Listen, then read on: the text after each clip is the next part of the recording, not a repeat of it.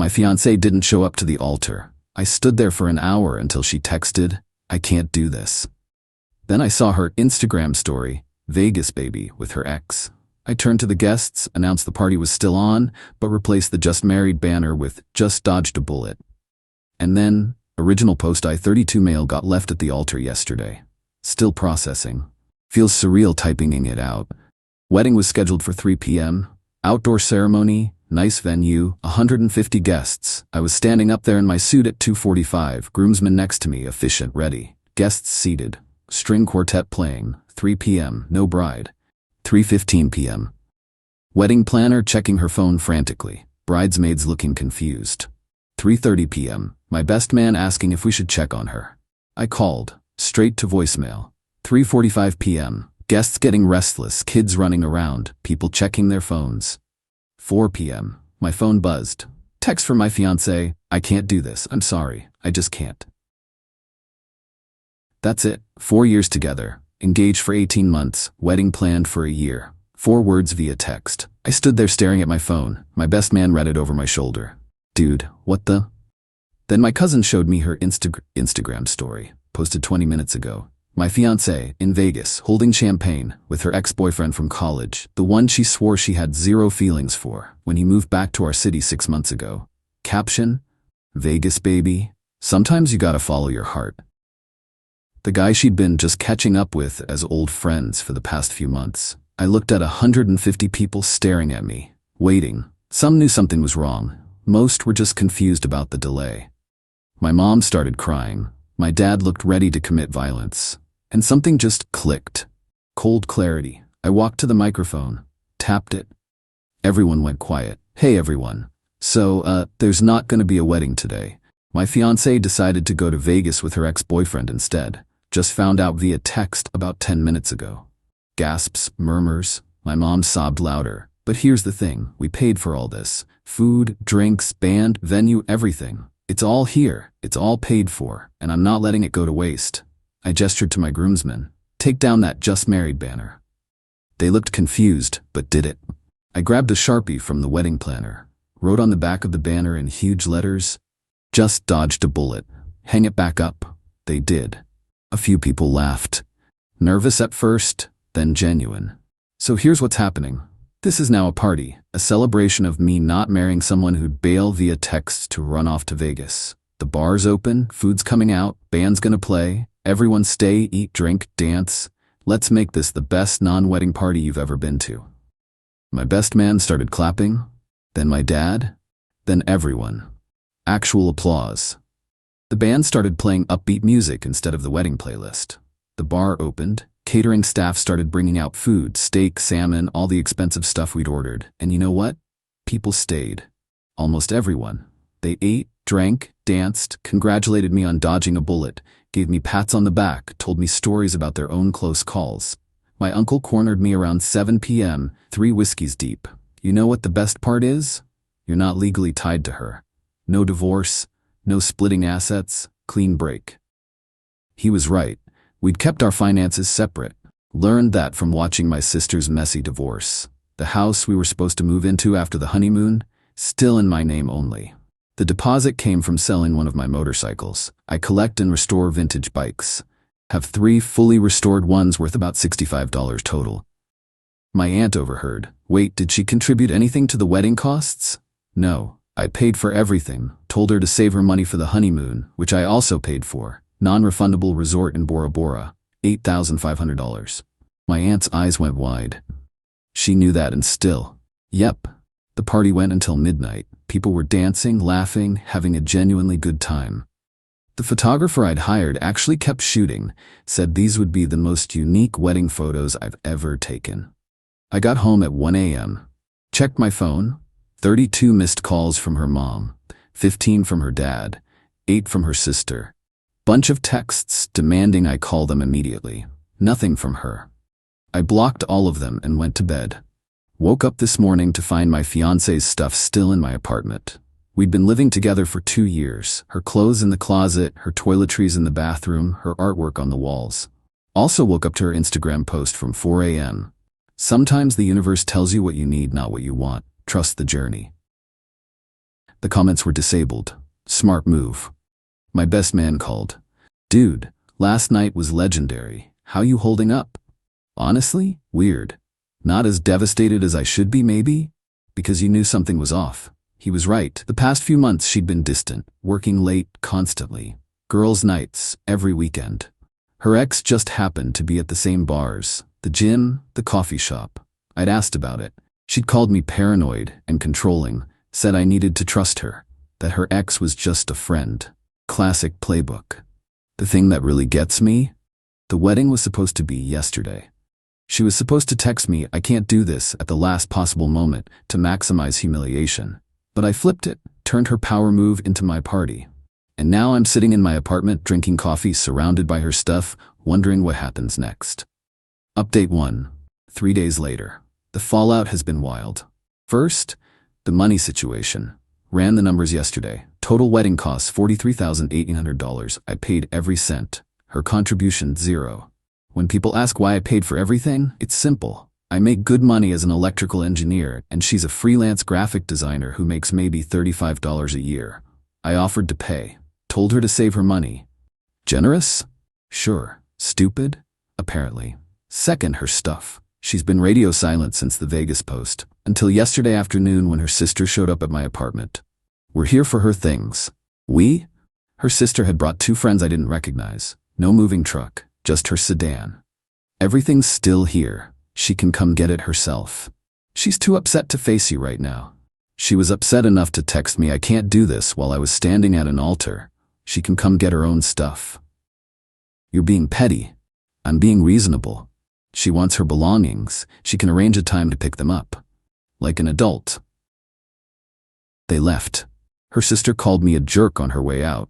That evening, her dad called from a number I hadn't blocked yet. We need to talk about the wedding expenses. What about them? You're going to demand she pay half, aren't you? Because that would be very unfair given the circumstances. I almost laughed. What circumstances? Her running off to Vegas with her ex? She was having a crisis. Cold feet, you should understand that. Cold feet doesn't involve posting Instagram stories from Vegas with another man. She made a mistake, and now you're going to financially punish her for it? I paid for the wedding, all of it. I'm not asking her for anything, but I'm also not giving her anything. What about the gifts, the registry items? Oh, the registry. We'd registered at 3 stores, high-end stuff, kitchen equipment, furniture, electronics. People had been generous. The gifts were for both of us, for our marriage. There's no marriage. I'll be returning everything and giving people their money back.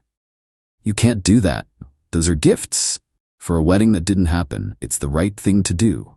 She deserves half. Of gifts given for a marriage she bailed on? Nah. He hung up on me. Here's where it gets interesting. My ex-fiancée's family started calling my family. Her mom called my mom crying about how I was keeping her daughter's belongings hostage and refusing to split the wedding gifts. My mom, your daughter left my son at the altar to run away with her ex-boyfriend. She's lucky he's not suing her for the wedding costs. Apparently that shut down that conversation real quick. But the real issue? The motorcycles. I mentioned I collect vintage bikes. 3 fully restored ones. 1972 Honda CB754. 22 Qley value. 1985 Yamaha RZ500. 28 Qley value. 1969 Triumph Bonneville. 15 Qley value. All purchased and restored by me before I even met my ex-fiancée. She never cared about them. Called them garage clutter once. Complained about the time I spent on them. But apparently her dad knows bikes, and he knew what they were worth. Yesterday evening, her dad showed up, with her. First time seeing her since the non-wedding. She looked rough. No makeup, sweatpants, wouldn't make eye contact. We're here to discuss asset division, her dad announced. There are no assets to divide. We weren't married. You lived together for 2 years. Common law marriage in this state means we're not in a common law marriage state. This is not a common law marriage state. Nice try, though. Her dad's face reddened. She contributed to this household. She paid $600 a month rent. That's it. I paid utilities, groceries, everything else. She's paid $0 toward my mortgage. What about the motorcycles? There it was. What about them? She helped you restore them. I actually laughed. She's never touched a wrench in her life, never helped with any restoration work, barely knew what they were. My ex-fiancée finally spoke. Quiet, shaky voice. I gave you emotional support while you worked on them. Emotional support doesn't entitle you to ownership. They're mine. Purchased before we met, restored by me, titled in my name. Her dad tried another angle. She gave up career opportunities to support your lifestyle. What career opportunities? She's freelance, works from home. Her income hasn't changed since we met. She deserves something for her pain and suffering. She caused her own pain and suffering when she ditched our wedding for her ex. My ex started crying. Her dad put his arm around her. You're being cruel, he said. I'm being factual. There's no legal claim here. We weren't married. We don't have common law marriage. She has no ownership stake in my property, my vehicles, or anything else. She can get her belongings and leave. We'll sue for financial compensation. For what? Go ahead and waste your money on a lawyer who'll tell you the same thing I just did. They left. Her dad helped her pack some clothes and toiletries. Took about 40 minutes. She cried the whole time. Kept looking at me like I was supposed to comfort her. I sat on the couch reading. When they finished, her dad had one more thing to say. You know what? You two deserved each other. You're both cold and calculating. Difference is, I was cold and calculating after she abandoned me at our wedding. She was cold and calculating while planning to do it. They left. She's got most of her clothes now, but plenty of stuff remains. Her books, her artwork, kitchen items she brought, random furniture pieces. I've given her until the end of the month. After that, it's going on the curb. The best part? Found out from my best man, who talked to her sister's boyfriend, that the Vegas trip was a disaster. Her ex was apparently already seeing someone else. The Vegas thing was just a fling. He made that clear after 2 days. So she burned down her life for a guy who didn't even want her long term. Can't make this stuff up. Update 2. 2 weeks later, things escalated. Of course they did. My ex-fiancée moved back in with her parents. Apparently the independent adult life she was so excited about wasn't as fun when she couldn't afford rent without my subsidizing. Her family has been relentless. Remember how I said I'd return the wedding gifts? I did. Every single one. Took me 3 days, but I contacted every guest who gave us something, explained the situation, and either returned items or refunded money. Most people were incredibly understanding. Some even told me to keep the gifts. I refused, but her family found out and lost their minds. Her mom called me screaming about how I embarrassed them by telling everyone what happened. What was I supposed to do? Keep the gifts under false pretenses? You could have said the wedding was postponed. It wasn't postponed. It was canceled by your daughter, who ran off to Vegas. You're ruining her reputation. She ruined her own reputation when she posted it on Instagram. Turns out, her ex had already gone back to his actual girlfriend. The Vegas thing was exactly what it looked like, a last-minute fling. My ex apparently thought he'd leave his girlfriend for her. He didn't. Now she's back at her parents' house, unemployed. She dropped most of her freelance clients in the weeks before the wedding, single, and dealing with everyone knowing she left a guy at the altar for someone who didn't even want her. This is where it gets wild. Last week, I came home from work to find my garage door slightly open. The lock looked tampered with. Heart pounding, I rushed in. All 3 motorcycles were still there, nothing missing. But they'd been moved. Someone had definitely been in there. Checked my security camera footage. Her dad and her brother, who I didn't even know was in town, had picked the lock and spent an hour in my garage photographing the motorcycles. Taking pictures of serial numbers, condition, modifications, everything. I called the cops, filed a report for breaking and entering. They went to her parents' house that night. Her dad claimed he had every right to inspect marital property his daughter was entitled to. The cops explained that 1. We weren't married. 2. The motorcycles weren't marital property. 3. He'd committed breaking and entering. 4. I could press charges. I asked what happens if I do press charges. He'd be arrested, likely charged with a misdemeanor, face fines or possible jail time depending on the DA. Her dad's face went white.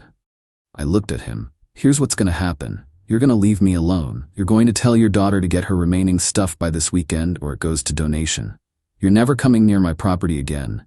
And if you do, I'm pressing charges immediately. Understand? He nodded. looking like he wanted to argue but knowing he had zero legal ground. The cops left. Haven't heard from him since. But I upgraded my security. Better locks, more cameras, motion sensors, not taking chances. My ex's lawyer sent me a letter. Yes, she actually hired a lawyer. The letter demanded 1. $21,900 half of the wedding costs, 2. $4,250 half of the honeymoon cost, 3. $8,000 compensation for emotional distress, 4. $3,500 her share of household improvements made during cohabitation. Total $37,650. I actually laughed reading it, forwarded it to my buddy who's a lawyer. He laughed too. This is nonsense. You don't owe her anything. Want me to respond? Please. His response letter was beautiful. Basically said, we weren't married, no legal obligation. She abandoned the wedding. Any costs are her responsibility, if anything. Emotional distress claim is frivolous when she caused the situation. Household improvements. I'd renovated the kitchen, or to my property. She has no claim. Cease all contact or will pursue harassment charges. Her lawyer hasn't responded. Probably told her she has no case. Since legal routes failed, she went public.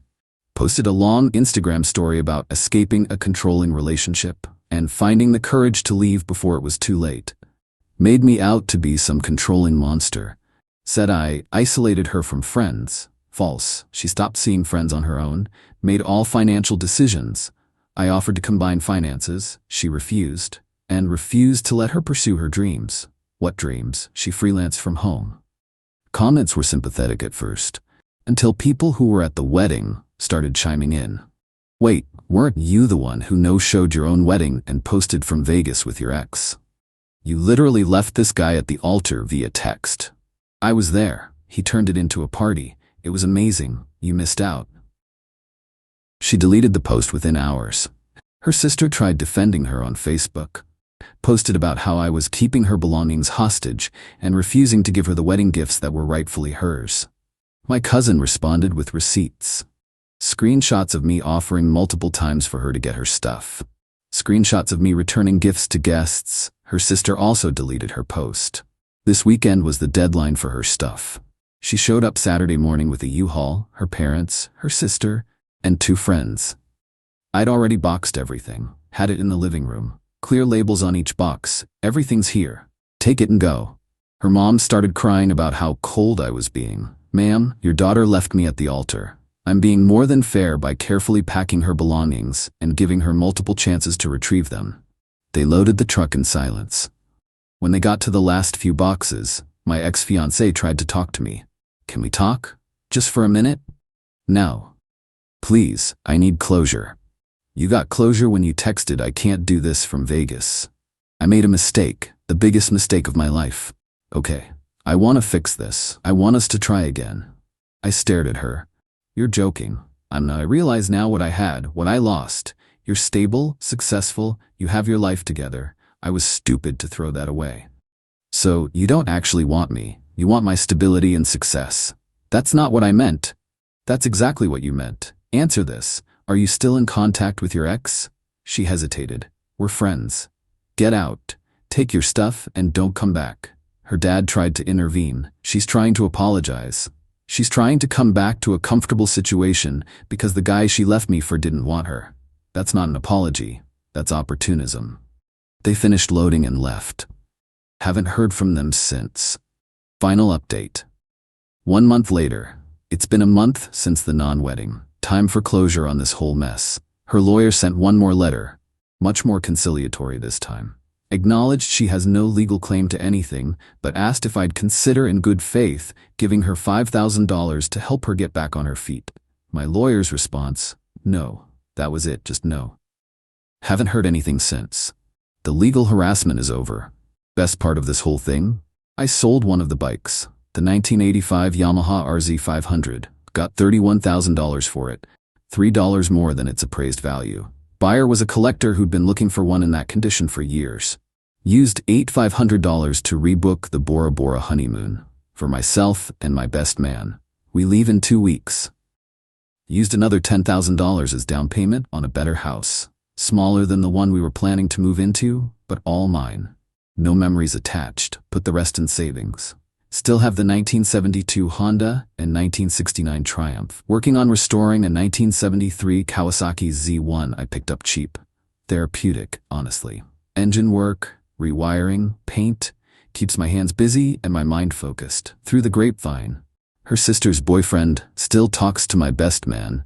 Here's where she ended up.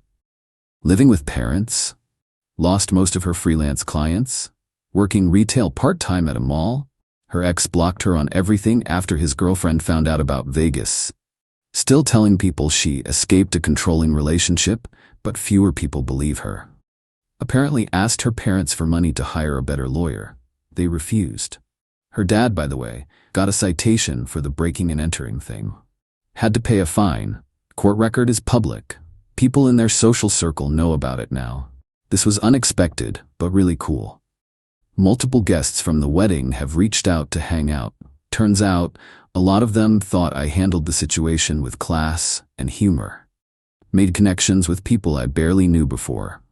One of them owns a motorcycle shop. We've been collaborating on the Z1 restoration. He's teaching me advanced paint techniques. Good dude. Another couple invited me to their actual wedding next month.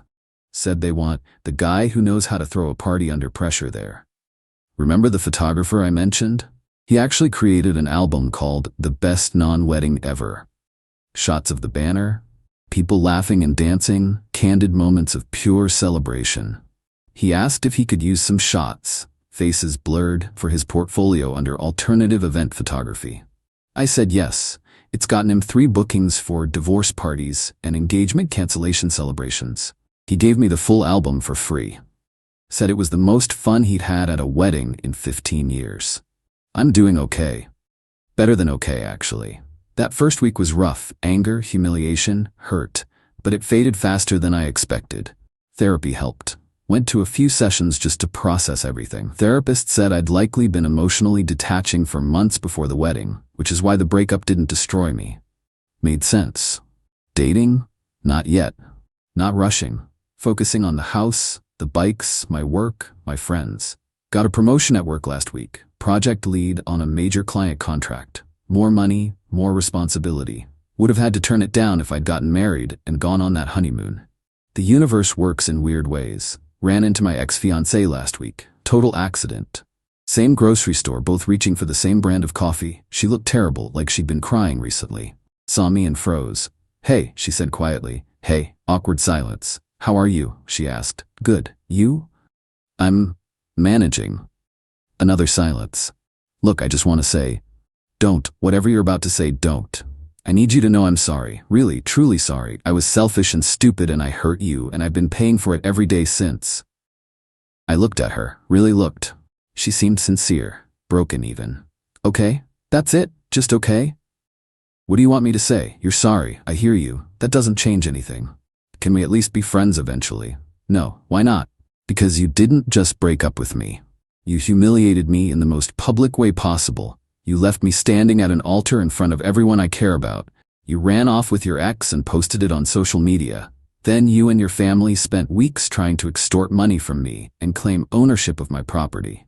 Her eyes filled with tears.